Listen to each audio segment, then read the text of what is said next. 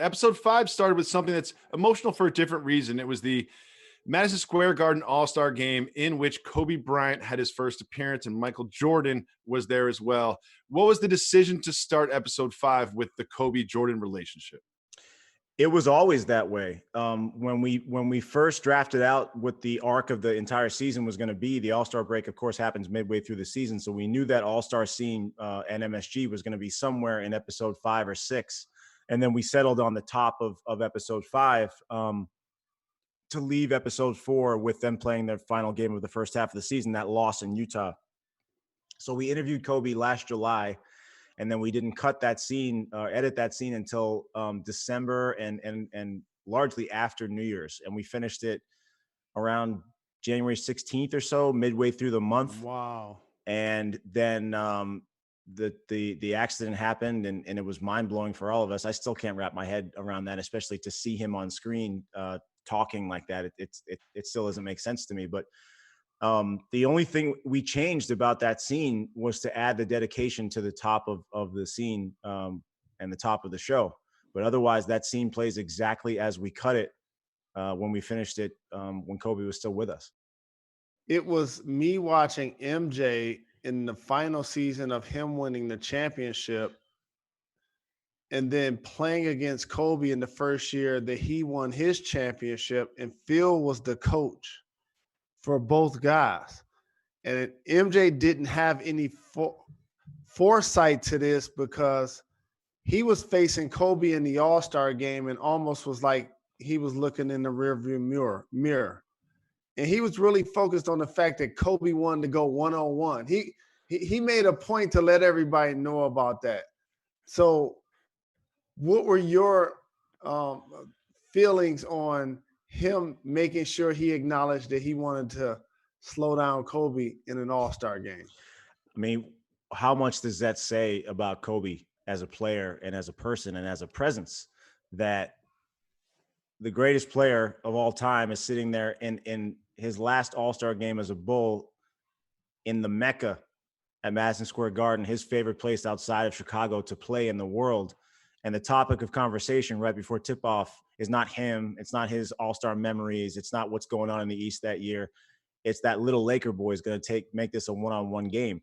And keep in mind, too, the words that he uses, he's not saying he's going to try and make this a one-on-one game. He's saying, I'm going to make this a one-on-one game.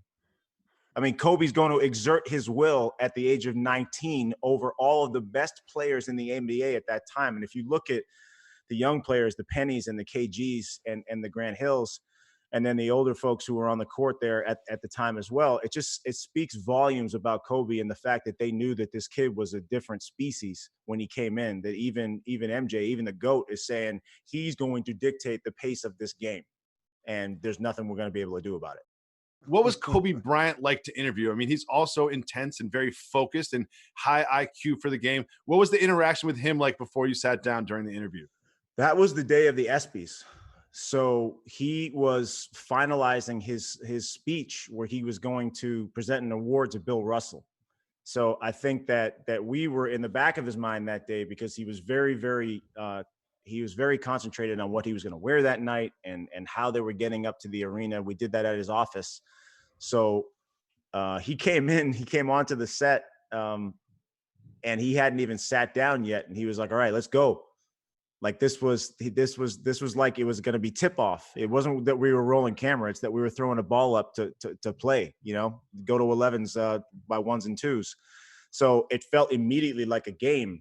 And then to sit there and discuss with him, I mean, he's going to hold things close to the vest, and he's not going to give up his love or reverence for MJ that easily, because I'm sure in his mind he's just as much of the GOAT as MJ or LeBron or anyone else that you want to bring up. So I think one of my first questions was, when was your first pair of Jordans that you got, and tell me about your idolization of him as a kid. And he said, I was a Magic guy. And I didn't wear Jordans because we couldn't get Jordans where I was. I was in Italy, so I couldn't get them. So someone sent me. He would not give it up, and I wanted him to say, like, yeah, that was my guy. It was only when we got further into the conversation that he started to say that he would study his moves. And then, of course, when we started discussing the All-Star game, and I never knew. I mean, I had heard that they were friends away from the cameras, and Jalen can attest to this, that there's 1,000 different friendships that we don't know about in the NBA. But being as cynical as I am after 20 something years in this business, I thought like, okay, well, he was your big brother, really, like you were that close. Okay, fine. And then for Michael to make the speech that he made at the memorial service, and to be as emotional as he was, I mean, this really was a brotherly relationship, and that Michael helped Kobe through some hard times, both on and off the floor. And in his words, made him what he was. You know, I didn't even go there with.